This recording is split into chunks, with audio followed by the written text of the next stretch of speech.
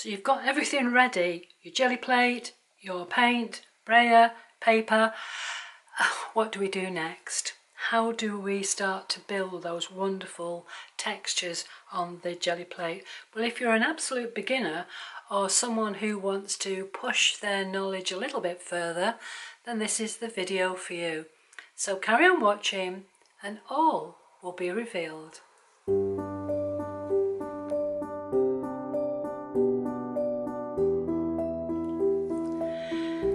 So I've got my brayer here and some paint. I've got some paper here to the left hand side. I'm right handed, so I tend to have my paper that I'm going to use on the jelly plate on the left hand side, and my roll off paper here on the right hand side. This is to roll off the excess paint that you have on the brayer.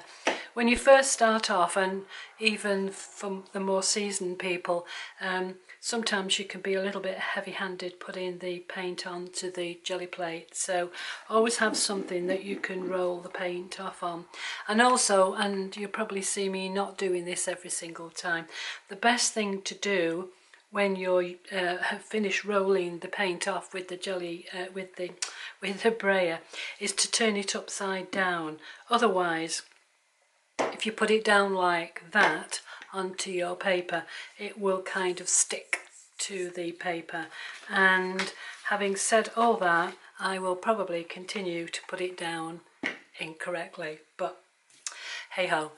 So here is a brand new jelly plate. This is made by Gel Press. This is where I tend to get mine from. There are other companies available, obviously, that produce the same sort of jelly plate. So I'm going to show you this first and what can happen when you first use it. You tend to get some beading up. It's not as smooth as you want it to be to begin with, but the more you use your gel plate, the more that will ease off. So what I'm going to do is to put a thin smearing of this paint onto the gel plate, and you probably need a lot less than you think. I'm going to try that. When you are using your brayer on the gel plate, there is a technique to be used. What you don't want to do is to go up and down like that without taking the brayer off, because what happens is you don't get an even coating on the brayer.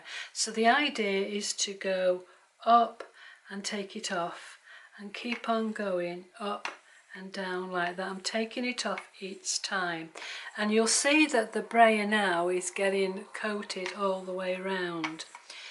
I'm going from side to side, but again I'm taking my time and I'm taking the brayer off the plate. Now I can see that that is looking all right. What I'm looking for is the brayer is fully loaded with paint all the way round. It's not skidding around on the gel plate.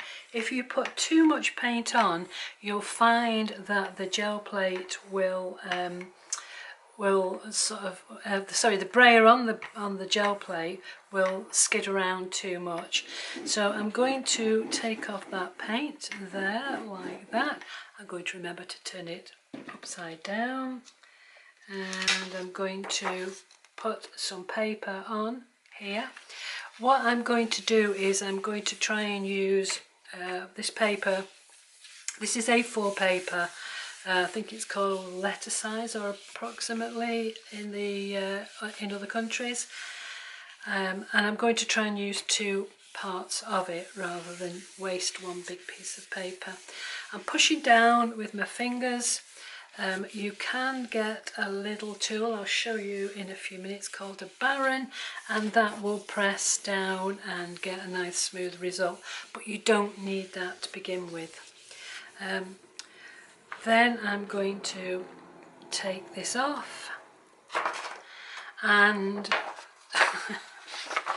there we have a perfect background colour with no beading, which I said was going to happen but hasn't, but that's because I've been pretty careful with the application of the paint.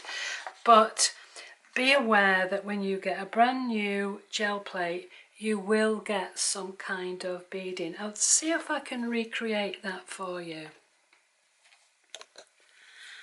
Let's put a bit more on. What I'm going to do now is I'm going to overload this and show you what I was referring to before about putting too much paint on and it's skidding around.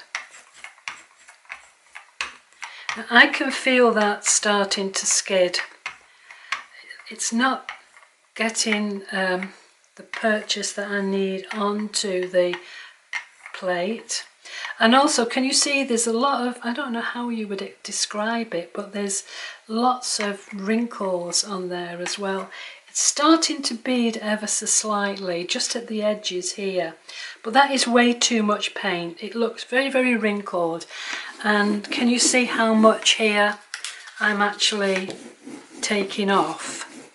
There's still a lot of paint left on there. So I will just endeavour to take that off, and let's just get another piece of paper. I'll use the other side of that. When I put this on, I still can feel it sliding around a little bit, so there is too much paint on there.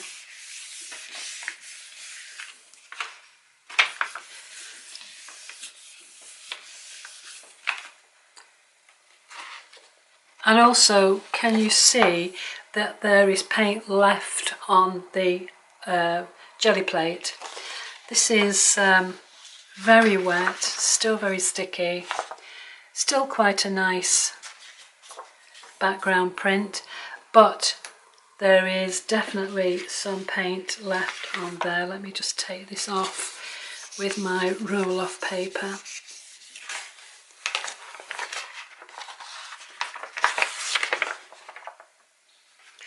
I shall get rid of that and then I will show you what happens next. I've wiped this over with the baby wipe just to clean it off, because I'm going to take this off of my table here. I'm going to put it back into the clamshell with some clean white paper over the top of it, and I'm going to start to work with this one, which is the 5x7. It looks very discoloured, but it will work just as well as the brand new one. In fact, I was hoping that the brand new one would bead up, but it didn't. But if that happens to you when you're using your gel plate for the first time, then don't worry, the more that you use it, the less that beading will happen. But sometimes the beading is very, very attractive. So let's see what happens now when I put two colours on here. I'm going to use a little bit of this. This is Naples Yellow by Dale Rowney. I'm just going to put a little smidge of colour on there like that. Now this one is Alizarin Red by Art Studio. Two different colours, two different manufacturers of acrylic paint. Try and get a little bit out of this, but it does tend to come out in a bit of a rush. So let's see how that goes. I'm going to start at the top and move down, and then start at the bottom and move towards the middle, and hopefully that will blend the two together. So going forward, taking my brayer off, and that looks to be a little bit too much paint there, but that's not too much to worry about. Going to keep on going until I get towards the middle. I can go the opposite way as well. Very gently moving it around. I'm going to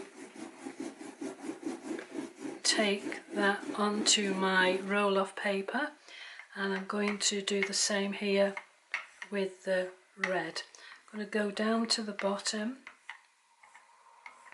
make sure that's nicely covered, and then start to move my way up.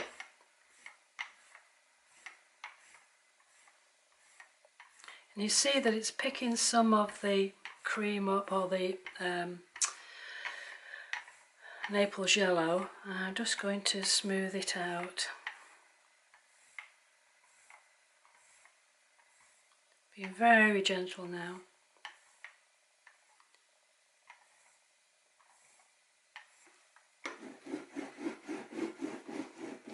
I'm going to use this part of the paper that I didn't use. I'm pressing down really hard again now.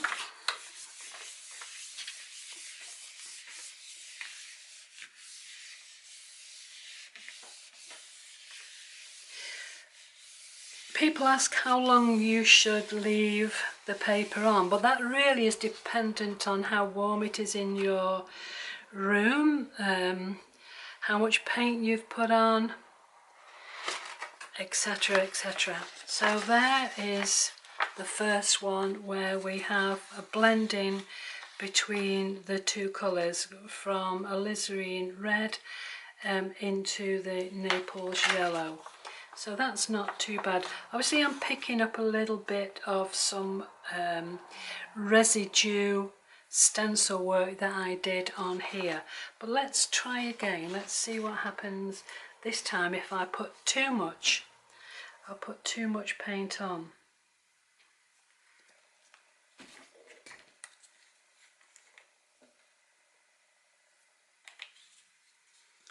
Let's start again.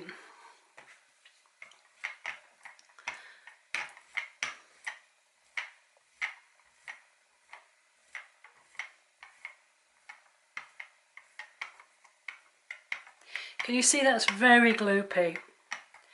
I'm just not able to blend it.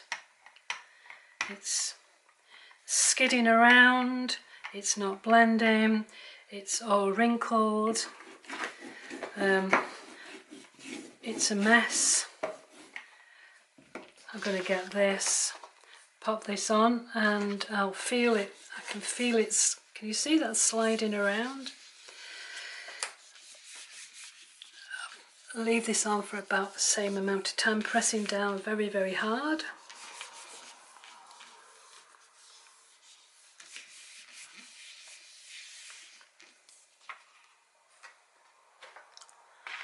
And now we get this hot mess. And look how much is left on the jelly plate. There was nothing really left on the jelly plate before.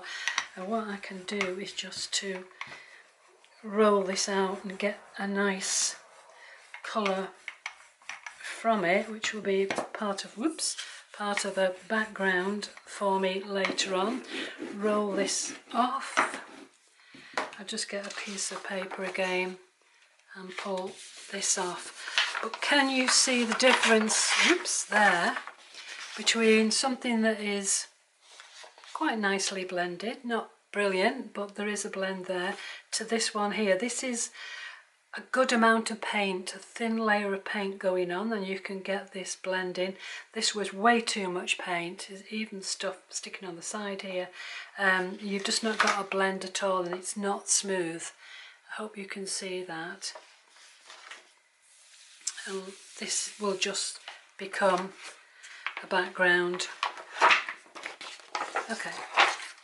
So that's a background that I can use for other things, but that's because I had too much paint on and I've mixed the two together, and I've been able to get a nice background for something that I can do later on. Also, if you notice that the gel plate is nice and clean, and it's important to realise or remember that it doesn't matter how discoloured this becomes, it still will produce a nice clean print. So this is using the jelly plate for the first time. I was hoping I'd get some beading, but didn't. So this was not too much paint. This was a little bit too much paint on this one here. that's why it's slightly darker. This one was where I tried to blend the two, which is slightly successful, not as successful as I would like it to be, but you can see that it's blended quite nicely because I didn't put too much paint on. And this one is a hot mess because you've got a great big splodge there where the alizarin red was sitting. You've got no blending, and can you see all those like wrinkly marks on them? So that's just to show you that putting too much paint on, you can feel straight away that it starts to slip and slide around, and also you can visually see that there's lots of like little wrinkly waves on top of the plate. So that is the first start to this process, and what I would encourage you to do over the next few hours, days, weeks is just to get different colours, get your brayer and some papers and start to make some of these plain backgrounds, because in the next series of videos I'm going to show you how you can start to layer these up. But first, I think the next video I'm going to be thinking about how we know whether the paint is translucent, semi-translucent or opaque, and that is a big help when you are actually starting to build layers on your jelly plate. So if you've enjoyed watching this video, please like and subscribe, hit that little alarm bell so you know when the next video has been uploaded. If you leave a comment, let me know what you think, and I really look forward to seeing you next time. So thanks for watching, and bye for now. Bye bye.